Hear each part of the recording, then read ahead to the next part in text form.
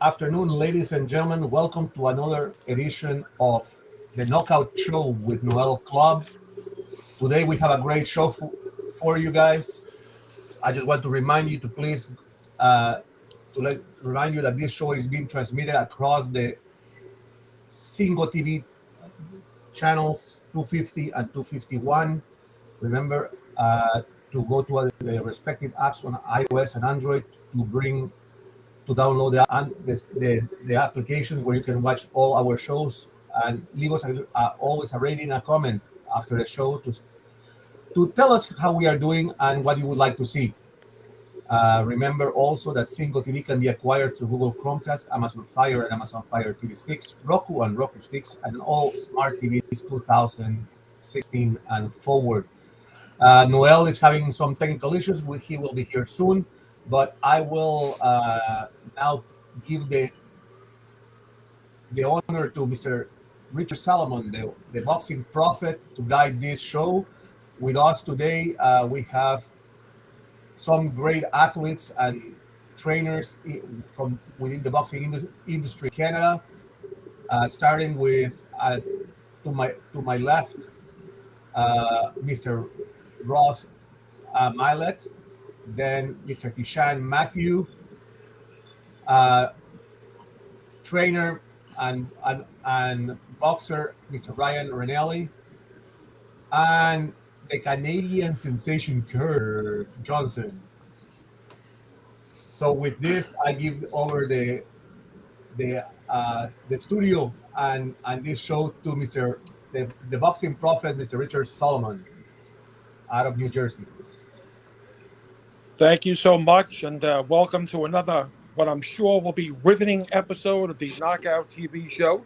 I'm Richard Salomon here in New York, and what's great is that we had a heat wave the last couple of days, 93 one day, 95 degrees the next day, and now today it's 80 and sunny, but there's no place I'd rather be than with four of my favorite people discussing the sport we love most, the sweet science. And what a week it was. By many fans, it was considered the greatest week in the history of boxing, as you had three of the top 5 pound-for-pound fighters fighting in two different fights in a span of 4 to 5 days. But we got to get to the most important fight first, and that took place last night when Terence Crawford solidified himself as one of this generation's best fighters by totally destroying Errol Spence in 9 one-sided rounds, and not only becoming the undisputed welterweight champion of the world, but becoming the first undisputed champion in 2 different weight classes in the 4-belt era. Clarissa Shields did it for the women, but only Terence Crawford has done it for the men.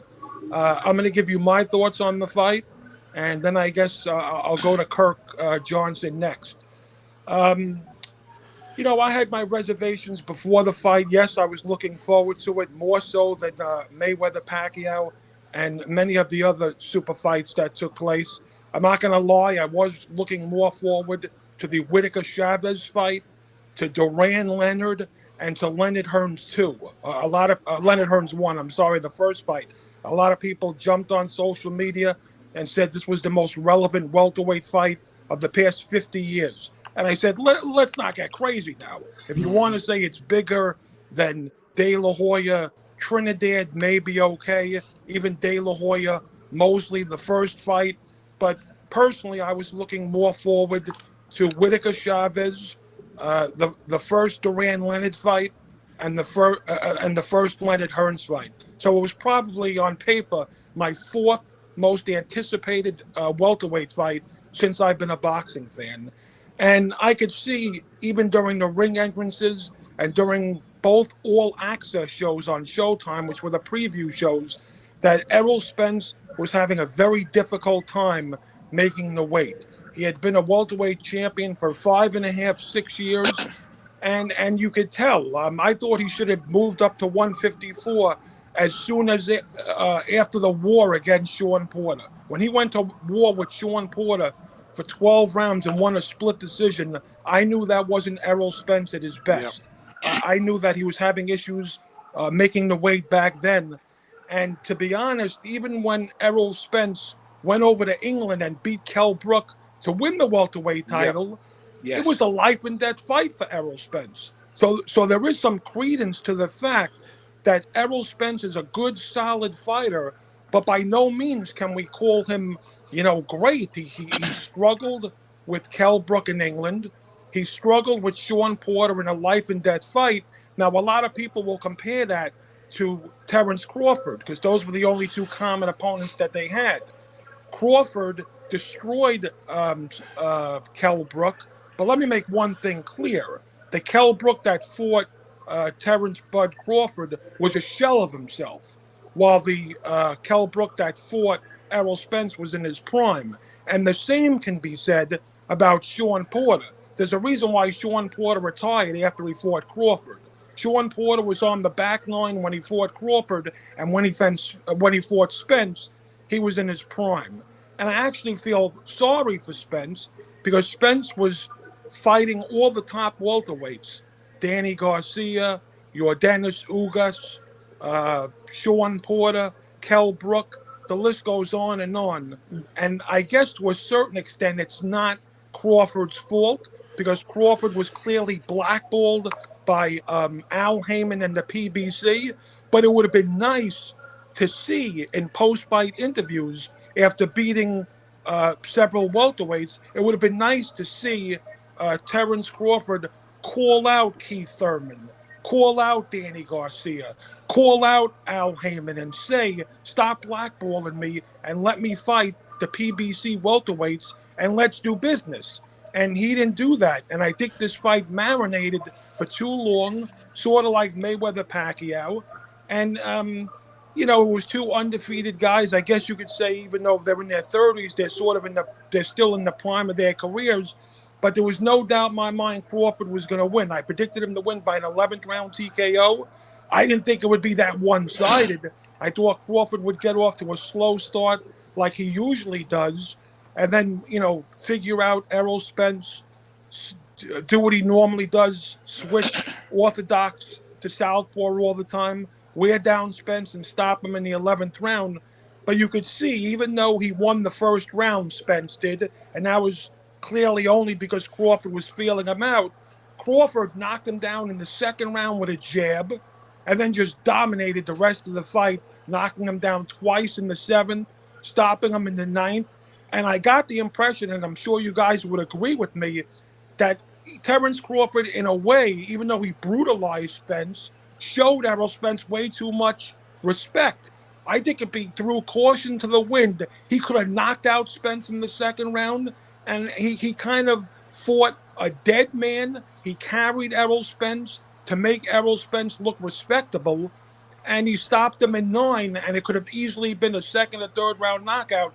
Now, I'm not going to sit here and marginalize Terence Crawford's greatness. As a matter of fact, in the post-fight interview with the press, he was calling out some members of the press.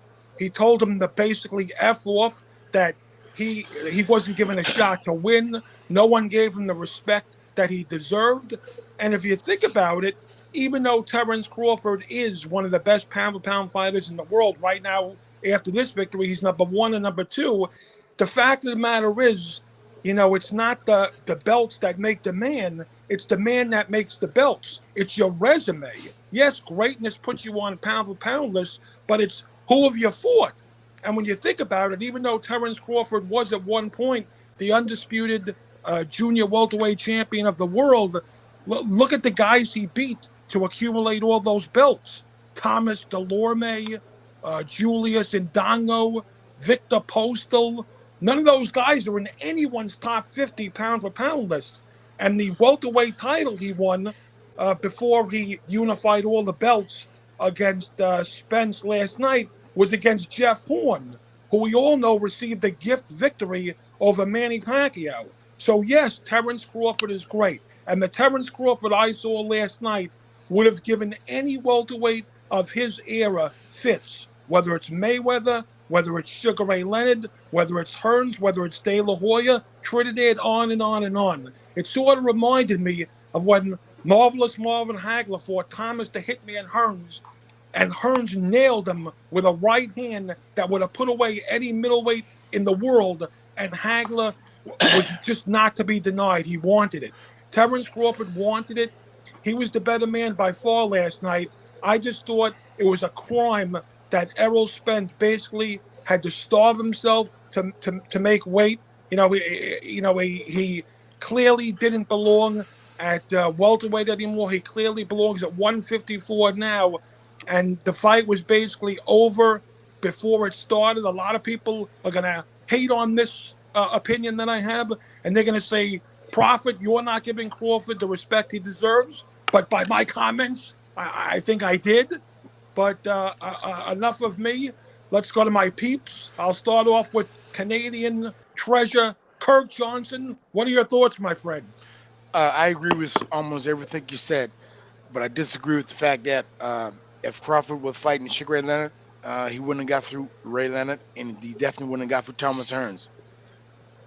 Because Thomas Hearns catching him with that right hand, like he caught Hagler. Crawford goes to sleep. Hagler didn't go to sleep because Hagler was a bigger, stronger man. And I talked to Petronelli's before, and Hagler used to come down from over 200 pounds himself, for to make his weight. But anyway, 3 weeks before the Crawford fight, Crawford and Spence fight, I was talking to a friend that who gave me a ticket to get into the Spence's congratulation when he beat Cal Brook over there. I went to the party and I got a picture of me and Spence together. I just couldn't find the picture just now. But anyway, the first thing that he said and Derek said was, "We're gonna go in one more. We need to go up and wait." That's you just won the championship of the world, and the first thing they said was, "Yeah, we won the championship of the world, but we need to go up and wait." And that was back then when he beat Cal Brook. You know what I'm saying? And I'm not making that excuse. The bottom line is Crawford won the undisputed championship of the world. He will go down in history as the man who first beat Spence, which is all great. But that's not the whole thing of boxing. It's other things that has a lot to do with boxing. Sure, in the history books, when you read the history books, 10 years from now, it's gonna be just that. But us as human beings, as people, we know that certain things in life uh, molds the way things happens in life, if you whether you believe it or not. And Richard just said the truth. Spence shouldn't have been in that weight. When he weighed on the scales, he looked that way. He was always drying out. He had to hire a nutritionist, but even though you got a nutritionist, guess what? At the end of the day, you have to starve yourself to make weight. Trust me, I know about weight. Even though I was a heavyweight, I was one of the heavyweights that was always trying to make a certain weight to look good on the scales for the public and for the media so they can talk good about me.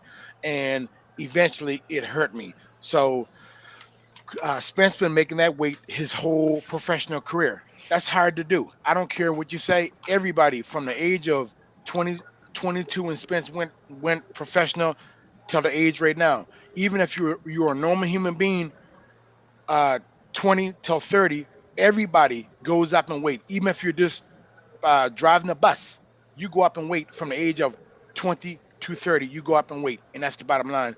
And like I said, I was speaking to this same person who got me into the Spence's party years ago. I was talking to him 3 weeks ago. I said, "Man, how is training going?" He said, "Man, training is going okay, but man, listen, right after this fight, Spence is going up because a couple of days in training, I'm telling you, he couldn't do anything in training. We just want to get through this fight and do good in this fight and to move up." Now, I know it sounds like I'm making an excuse, but I'm not making no excuse. The bottom line is Crawford still will go down in history that he did what he did. And 10 years from now, nobody's going to look at this interview or what Richard said or anything and say Spence had to make weight. Nobody's gonna make no deal about that. So Crawford will get his due time, whether he get it right now or whether he get it 10 years from now. He's gonna get his due. I gave him his due. Richard gave him his due. But the bottom line is, when it comes to weight, it's hard. Spence couldn't even take a jab. Spence got a decent chin.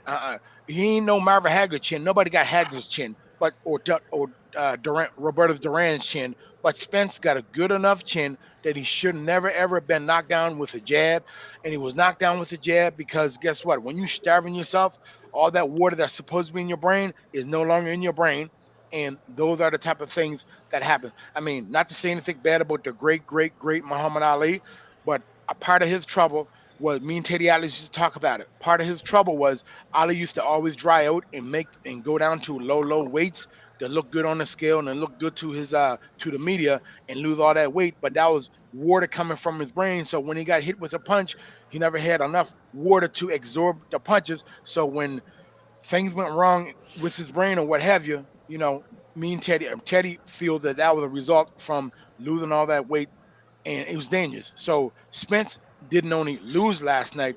Spence was actually in a health danger, as far as I'm concerned. I'm telling you, that fight could have been. I don't know if you're going to agree, Richard, but I say the fight could have been stopped 2 to 3 rounds earlier, or what? Or am I trying to baby him? No, absolutely. Like I said, I thought if Crawford showed Spence no respect, he could have gotten out of there. He could have gotten him out of there within 3 or 4 rounds. But he respected Spence. It definitely should have been stopped after the 2 knockdowns in Yes. round 7. And what I thought was odd was after the 2 knockdowns in round 7, Crawford and Spence touched gloves, which led me to believe, for conspiracy theorists, like, why would you be showing a guy respect? Show him respect after the fight, not after you knocked him down twice. So I Well, think that by them touching gloves after a 10-7 round in which Spence was knocked down twice, it led me to believe that both men had acknowledged that, it just wasn't Spence's night. And, Crawford was by far the superior fighter. And you could tell, as early as round 1, Crawford's punches were straighter. Spence's punches were, loopy, a little bit too wide. And even when Spence landed beautiful right hands on Crawford's no chin, power, no power. Crawford almost laughed at him. And he even said in the post-fight press conference that was because Spence had no power whatsoever on his punches, obviously Nothing. because of the weight drain that he had to endure. And also, getting knocked down and getting hurt several times from a jab when your legs do that little dance on more than one occasion from a jab, it just shows to me, it's not rocket science. It's just basically, like you said, Kirk, a dead man walking in the ring.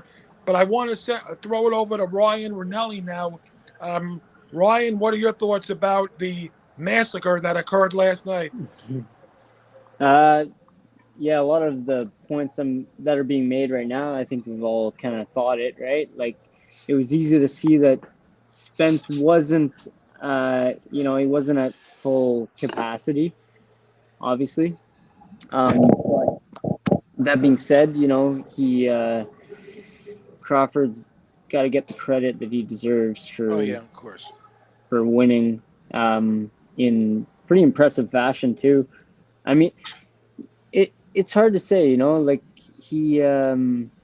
he's carried guys before though, like early on in the fights. Like it's not like he needed to, take Porter all those rounds. He could have easily turned it on earlier as well, So, no. Is he, was he carrying them for all that time? I don't know. He looked like he was pouring it on. I've seen him carry guys a lot longer, like and give up rounds. Like he only gave up one round and then he turned it on and started making Spence look like he shouldn't have been there. So was he carrying him like in terms of like not knocking him out earlier? I don't know. It's hard to say. Like,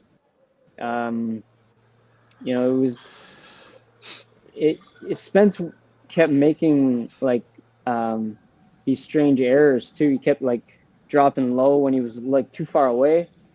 So you could tell like his timing was off and stuff. And again, that comes down to the weight cut. He kept dropping low from like a mid to long range, and Crawford just kept hitting him with nice long punches. He was trying to anticipate a punch coming. He was trying to anticipate Crawford coming, yes. stepping in a little too far, right? And he was trying to get under it, but he was getting under it way too early. Yeah. And Crawford was just picking him off. So his time was definitely off, and that's definitely due to the weight cut. But I don't think Crawford necessarily carried him like for like 7 rounds. Like I think he poured it on earlier than he ever has. Really, he normally gives up like the first 4 rounds and then starts pouring it on. So, still not taking away the fact that maybe Spence had a little less in the tank. I just don't know that he necessarily carried him for that long. I don't know. What are your thoughts on that, Ross? Well, let's get to Kishion first, because that's the order we'll go in, and then I'll give sort of my 2 cents. I don't want to skip over anybody. Oh, yeah. Sorry. I didn't know I went out of order. Kishion. Sorry, I had some connection issues there I was trying to fix. Yeah, I see that. But I'm all good. I'm up now? Yeah. Okay, well, yeah, so just to give my thoughts on the fight. So one of the things that I noticed and I thought personally was a perfect mirror for this fight, or another fight that is the perfect example of what this represented to me, was Mayweather versus Diego Corrales. I felt like this was a guy, much like Corrales, Spence was at a weight that he no longer should have been at anymore. He definitely was still an impressive fighter, still a guy that could do a lot of work. Obviously, Morales was champion at that point, still undefeated at that point, still a top pound-for-pound fighter. But then he just ran into a buzzsaw, a guy like Crawford, a guy like Mayweather that was just clearly in that moment at a different level. He's at his peak at the weight. He seemed to be much more skilled, much sharper. And I think it was just one of those times where not only was it somebody that was in the wrong weight class at the wrong time, because I feel like events like Kirk was saying, you're gonna grow from 20 to 30. There's no way a man of that was that size, he was already a big welterweight when he started, should still be at welterweight 10 years later. He outgrew the weight class. Everyone's been talking about him moving up for a while. And I think a lot of the reason of him not moving up is the friendship to really step on those over there and that sort of relationship with them being in the same camp. But I definitely believe that he's outgrown the weight class. When you outgrow a weight class like that, it's just going to affect you tremendously. You could see just down to the footwork. He couldn't keep his balance at times. His legs felt like they had nothing behind them. All his punches were completely lifeless. It looked like they had no pop to them. It just was not the same guy we've seen before. But with all that being said, there was a skill gap there that was so clear as day that there is no moving 54 is going to change that. They move up to 154 and have that fight again, and I think Crawford just beats him up for 12 rounds. No. He may not be able to stop him, it'll be different, but I think Crawford puts it on him for 12. I don't think it's going to be a one-sided fight, but I don't think that contest is going to be anything that Errol Spence can change the gap and win. This was like when people said, oh, Mayweather missed weight against Marquez, and that somehow affected that fight. No, he got his doors blown off. Or Canelo cutting those extra 2 pounds. No, he got his doors blown off. And if that fight took place at a higher weight, Mayweather still blows his doors off. And I think Crawford is still going to beat Errol Spence in a rematch if it happens at 154. I don't think he's going to finish him. I didn't think he was going to finish him this time, and I was wrong, so I could be wrong again. But I definitely think that fight, there's too much of a gap there between the skills of those two fighters for Errol Spence to make it up. It seems that way, but when you have to make weight, the reason why there's a skill gap there, because your body don't allow you to do the things that you used to be able to do. Like when you were saying, Ryan, when you were saying that he was moving too quick and his timing was off, well, when you don't have enough water in your brain, it makes everything off. It makes your balance off. It makes your timing off. And when it comes to professional boxing or any type of boxing, timing and balance got everything to do with what you do in that ring. So I'm a firm 100%. believer. Yeah, it has everything to do with. So I'm a firm believer in this. Don't forget Terry Norris. When Terry Norris fought Simon Brown the first time, Terry Norris was horrible and was terrible. What happened the second time around? So if Errol Spence comes up in weight and Crawford, says, you know what, I'm going to go up there in 54 and take another world title, and say, you know what, I'm going to go do it. I'm telling you now, Well, it'll be a different well, fight. well, Would he we're win the gonna fight? It'll be a different fight. we're gonna I'm not talk. saying he's going to win, but it could be Right. a different fight. We're gonna talk about what's next for both guys, but we have one more opinion for the what happened last night. Crawford Spence, take it away. So, I mean, in my opinion, I think it was first and foremost just like technical brilliance from Crawford. I think technically, I've always thought Crawford was the better fighter to Spence, regardless of the weight, regardless of whatever. And I do think that, from 54 to 47 is a big difference in weight. And we've all suffered bad weight cuts. We've all had really good weight cuts, and definitely receiving shots. As on the bad end of that, when you're receiving shots, especially like that jab in the second round, that can do enough to drop you. And I think what happened after that shot in the second round, I noticed that Spence looked extremely rushed, like almost like he was panicking for the whole fight. And that's what I think was also taking a lot of zip off of those shots. You know what I mean? Like when you're rushing to close a gap that's closing naturally, the timing's not going to be there. So, and to Kirk's point, all of those things are a byproduct of a shitty weight cut, because you're not thinking the same. You're not as sharp as you normally might be. And obviously he wasn't as relaxed. And the one thing that I noticed about Crawford is he was so relaxed. Didn't matter what position you put him in. And I mean, that left hook that he threw to drop Spence, I think it was the second time when Crawford was against the ropes, was absolutely perfect. So I think that, just it was the brilliance of Crawford and the sort of lack of ability in that scenario from Spence. But I'm going to throw another question out there for you guys, and I think that I'll kind of back it with some stats that I noticed. So when Spence fought Ugas, he got rocked, and we know that just from his body language in the fight, and he got dropped and stuff like that. But I also noticed when he fought Porter, when he was getting hit, it was the same thing. Now, these are all post-car accident fights. Do you guys think that car accident has anything to do with his ability to take a shot anymore? Because we've all seen the video. No, you don't think so? No. Well, that's what I was actually saying. The weight cut. Yeah, before the fight started, I think it was a combination of 2 or 3 things that led to the demise of Errol Spence's career. Regarding last night, it was definitely the weight cut. He stayed around at welterweight too long. Any rocket scientist could see that. But also, we had a horrific drunk driving accident. He was lucky to be alive. He hurt himself really, really badly. Then a couple of fights later, he gets a detached retina. And the fact of the matter remains, he fought very cautiously against both Danny Garcia and Mikey Garcia. And when asked why, he said, I wanted to prove to the boxing public that I could not only slug, I can box.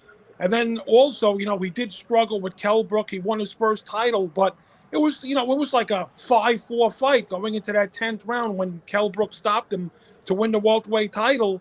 And, he went to war with Sean Porter, and it was a split decision. So I think, when you party, and I don't want to, condone someone's lifestyle. I don't judge people. It's not for me to judge. But it's well documented that Errol Spence parties with the Charlo brothers. They go out drinking on a regular basis. Errol Spence has told the media since the car accident, he's turned his life around and he doesn't drink anymore and he trains properly. But look at what happened to Arturo Gatti. Arturo Gatti could have been a much better fighter, but, he had constant issues making weight. He was constantly drinking and partying when he wasn't fighting.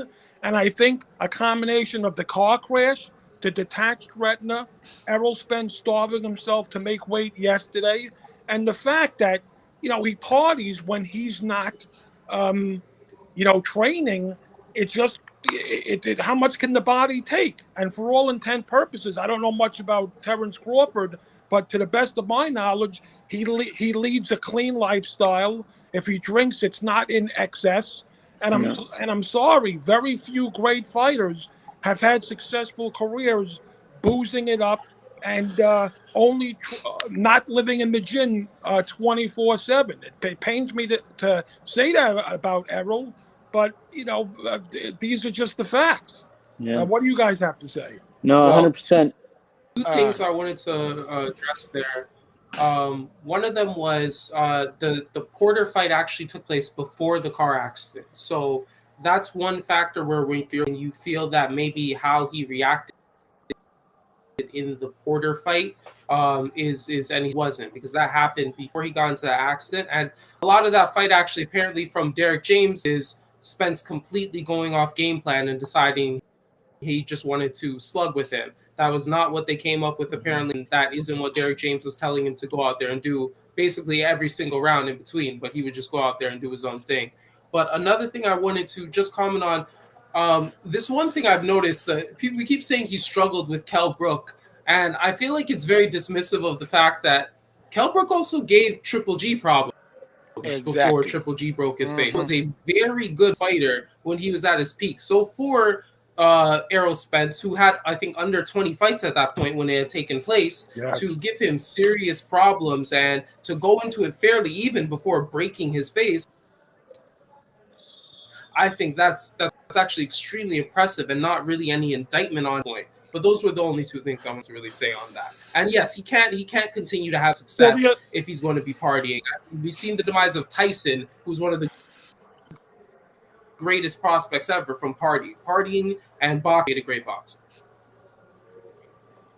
The only reason why I brought up the Kell Brook fight, and I agree with you wholeheartedly, Kell Brook was a very, very underrated fighter. And if not for the two broken audible bones he suffered at the hands of Triple G and Errol Spence, respectively, he might have been a better fighter and had a better career. But people were comparing Errol Spence's performance against Kell Brook to Terence Crawford's performance against Kell Brook. And of course, Kell Brook had a lot left in the tank. When he fought Errol Spence, he was a good champion and was a great fighter. When he fought Terence Crawford, he was way past his prime. Just like the Sean Porter that fought Terence Crawford was on the back nine, and that's why he retired. But I agree with you wholeheartedly. He struggled with Kell Brook, but it's not a crime to struggle against Kell Brook when Kell Brook is at his best, because Kell Brook was a solid fighter. Any other thoughts, my friend? Let's not forget. I mean, this is what I felt before Crawford stopped Sean Porter. I had Sean Porter ahead before the stoppage. During that same time, when the fight was stopped in the Errol Spence and Sean Porter fight, I had to fight even. So, Yeah, but I feel like a lot of that is not necessarily just because of Porter, but mostly because of Crawford. He loves to keep the rounds even or even give them away while he collects data. And then he just turns into a different animal, right? It's a very valid point by Ryan, and also Kirk. I believe the Spence Porter fight was a split decision victory. It wasn't a stoppage, but Terence Crawford. I agree with Ryan. Even though I had the fight, I think when Porter got stopped, I think I had Crawford ahead by only one round. It was not necessarily because of what Porter was doing. Crawford was feeling out Porter. It was almost like he was letting Porter win some rounds so he can collect some data. And then Crawford turned it on and knocked out Porter. And it's no coincidence that Porter retired, the day after he lost to Crawford. It's just, I don't want to sound redundant, but it's just factual. Crawford and Spence fans are arguing all over social media. We beat this guy more impressively, blah, blah, blah, blah, blah, blah. But no one on this panel can deny, it's just factual, that both Sean Porter and Kell Brook had a lot more left in the tank when they fought Errol Spence as opposed to when they fought Terence Crawford. But Kirk Johnson, you were going to say something? I'm just gonna say, it sounds funny to me because me being a fighter all my life and me seeing Holyfield and talking to Tyson and all them guys, even in the fights that the fans said, "Oh, you were just taking it easy on that guy. You were just doing this. You were just doing that." We don't take it easy on nobody. When you say that, even when Crawford saying that if Crawford would have been more aggressive, he would have got Spence earlier. Let me just tell you, Crawford is thinking this way. I thought this way in certain fights that I knocked guys out easily, well, easily to the fans. I thought this. If I go aggressive to this guy could have a little more strength than the public think he has. He might Mhm. catch him with a shot that I do not see, and next minute, I'm on my back. So what Crawford did last night and what Crawford does in all of his fights, he not only take his time, he stick with the game plan. And the game plan, all of us fighters understand and know, once we get hit on the chin, it's too late to say, I shoulda, coulda, woulda, took more of my time and be a little more careful. You saw when Crawford got hit by, was it Gamboa? Uh, did he fight? He Yeah, fought Gamboa, right? yeah, Yes. Gamboa. Yeah, Yeah, remember Gamboa Gamboa? stunned him. Remember Gamboa stunned him? And Gamboa was small at that time. What if he got caught with one of Spence? What Yeah, if Spence would have threw one of them blind shots and whipped the shot and caught him on the point of the chin, and he's on his back. You know what I'm saying? So Crawford take his time, not because, oh, I'm the better fighter, I'm gonna take my time because I got this all in hand. He took his time because, listen, if I go out of the yeah, game plan, if I go out of the sync, I'm gonna get caught with a blind shot. We spar 3 to 4 times a week when we're getting yeah, ready for a fight. 7 to 8 weeks and check it. You get hit enough in training camp to understand that you cannot overstorm a guy, especially in a real fight with 10-ounce gloves on. You know you can't overstorm a guy. So no, it's not that he's taking it easy on these guys. It's just that he's making sure that he's calculating and making sure he don't get caught. Let's go back to Terry Norris. Terry Norris was over aggressive as all his fighters. And who got caught with blind shots more than Terry Norris did? Right. You know what I'm Well, I saying? think that Terry Norris, as good a fighter as he was, it's a known fact that Terry Norris had chin issues, whereas the same can't be said about Errol Spence. And Errol Spence, to his credit, kept on getting back up and he tried to impose himself and make it a war with Terrence Crawford because I think his pride got the best of him. And he did land hellacious shots, but Terrence Crawford just took every one of them. And to me, it's because of the weight cut. I think It was, he would have had a lot yeah. more oomph on his punches had he not had to make that weight cut. I think. But I think to Kirk's point as Yeah, I well, think like the big piece of this puzzle as well is that whether Terrence Crawford put his foot on the gas earlier or not, like he still maintained brilliance for the Yes. entirety of the fight. And usually if you're beating the socks off of a guy, that's when the mental lapses start to happen. Yeah. That's when you might even Mhm. fall asleep. That's when you make mistakes, right? Like Kirk was saying, if you step on that gas too soon, you run into a shot. You know what I mean? And so he maintained that perfection until the closing bell. And I think that was what was really fun for me to watch as somebody that loves a good technical boxer is that he was brilliant from beginning bell to the last second of the fight. He wasn't greedy Absolutely. at all. No. certainly. Yeah, no, he didn't get yeah, greedy. I think The Yeah, consummate, the consummate professional. Yes. yeah, Go and I ahead. think a perfect example of what we're talking about in like people going ahead too much and having that killer instinct but getting caught is a guy like Aaron Pryor. Aaron Pryor got caught and dropped many times in fights that he really didn't need to if he had just taken his time going for those finishes because he was a hellacious finisher and a very precise guy. So I think Crawford is like the exact, like, I guess that missing piece that Pryor didn't have of stepping back for a second, watching from the outside and taking his time for those finishes. Yeah, Taking his maybe it time, was yeah. just Yeah. me, and it got to me personally. But I just wanted to see a competitive fight, and I knew after Spence got dropped with the jab in the second Yes. round Yeah. that Crawford was going to destroy him. Yeah. So the human being in me was like, you know what, Crawford, just end it now, so Spence doesn't have to take a beating. And the boxing side of me always wants to see Crawford, the consummate professional, do what he does best in taking his time, breaking down an opponent, and stopping him or winning a clear-cut decision. But the human being element was like, this could ruin Errol Spence's career. He's taking a beating. Remember when Felix Tito Trinidad dropped David Reed and destroyed him 3 or 4 times? For Yeah. all intents purposes, David Reed was never the same fighter again. People And you don't know, come back from beatings yeah. like this. And far as I'm concerned, it's the trainers. Like we said, Richard, Remember what I said? The fight could have been stopped, what, 3 rounds earlier? Probably 2 rounds earlier. To me, it's the trainers that need to say, you know what? Throw the towel in. Hmm. Save you. Sometimes Yeah. the trainer has to save their fighter. Sometimes, bottom line. I And agree. I I know agree. it. I know that everybody's scared of that now. All trainers, because of Deontay Wilder when Mark Breland threw in the towel with the second Deontay Wilder Tyson Fury fight. Yeah. Deontay Wilder fired Mark Breland, but you know what? I don't think Mark Breland did anything wrong because when Tyson Fury and Deontay Wilder fought the third time, Wilder just got knocked out cold. The towel could have been thrown in earlier, but he got knocked out cold. But Mark Hmm. Breland saved him from going on his back the second fight, wouldn't you say, Richard? No, I agree with you. Mark Whelan actually did the right thing. Deontay Wilder lived to fight another day, and he made the third fight more competitive. If you Yep. remember correctly, Deontay Wilder dropped Tyson Fury Mm-hmm. twice in their third fight.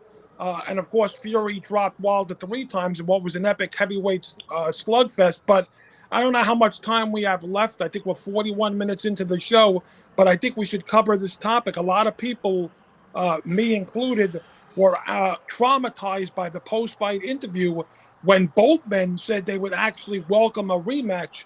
As far as I'm concerned, if Terrence Crawford wants to say that I'm the greatest welterweight in the world, I think he should stay at welterweight. I don't think he needs to jump up to 154 and face Errol Spence again. Errol Spence clearly stated that if the rematch were to take place, his days at welterweight are over. It would have to take place at 154. And I think, from what I understand, the winner gets to dictate the weight class in which the rematch would take place. But uh, from a boxing fan perspective, I think Terrence Crawford, there's no rush to fight Errol Spence again. Errol Spence isn't going anywhere. So if I'm a boxing fan, what I want to see is Terrence Crawford stay at welterweight and face some of the younger guns. Virgil Ortiz Jr., Boots Ennis. Yeah. Those guys are undefeated. And while I don't think they could beat Crawford at this moment in time, at least they can give him a stiff test. As far as Spence goes, Spence is in a little bit of limbo, and we'll get to this on the next show because Charlo, he can't really go up to 154. I mean, he could go up to 154 and face some noteworthy challengers, but he can't fight for the junior middleweight title anytime soon because it was just announced that Charlo is moving up 2 weight classes to face Canelo in September for the undisputed super middleweight champion in the world. Originally, it was supposed to be the other Charlo who was the middleweight champion. But the Charlo who fights at 160 pounds is still nursing an injury, is dealing with some mental issues. So Canelo said if he doesn't want to take the fight, what about the Charlo brother at 154? So it's a done deal. So it's not like Errol Spence can rack some victories together at 154 pounds and then face Charlo for the undisputed junior middleweight championship. That Charlo brother is jumping up 2 weight classes to fight Canelo at 168. Obviously, we'll talk about that fight on a different show. But I don't know, guys. What are you thinking? What's next for both guys? Should there be a rematch? I say no. Uh, Let Crawford Well, fight the personally, young guns. I think Spence. Uh, sorry, I think my connection's off. Yeah, I was I just can hear saying. you. I feel like a good direction to go would be Errol Spence moving up to 154 to fight Tim Tszyu as he's waiting right now. He doesn't have a fight. I think those would be two good guys to match up. Virgil Ortiz actually can't even make 147 anymore. I think he No. passed out the other day trying to make it. So he's going up to 154 as well. That could be another good fight for him to how the rematch clause plays out with Canelo versus Charlo, because I think that's a good contest that Charlo's probably going to win. But if he doesn't, I think eventually whoever comes out with Tszyu and Spence could take on Charlo, and eventually that third, or Dennis coming up to meet at 154 to take on the winner of Spence or Tszyu versus Charlo type thing. But I definitely think Boots versus Bud is the way to go next. Spence needs to move up, and Spence needs a fight that isn't a guy like Yes. Terrence Crawford next. All right, guys. We have come to another end of another show. Noel had some issues dealing with technical issues. He couldn't be here, but he promised to be here next week. We'll discuss more boxing. Great boxing matches coming up in the cards in the next couple of weeks. So hopefully we'll have everybody back and speak about everything. For now, ladies and gentlemen, I want to remind you that this show can be heard across the Spanglish World Radio Network and its affiliates on social media. Remember to go to our website, SpanglishSportsWorld.ca, for all the news programming, not just for this show, but other great shows that we also have in store. Remember to always go back and leave a rating and a comment. We would like to hear from you. We want to hear what you think of this show and how we can make it better for you. We like to see everybody here enjoying what the boxing world has to offer us. And remember, the KnockOut Show, watch it, hear it, read it, download it, but especially live it, because boxing is the KnockOut Show and the KnockOut is boxing.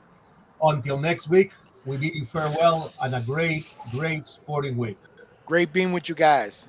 You guys take care, Same. everybody. All Take right. Thanks, guys. care. All right. Thank you. Bye.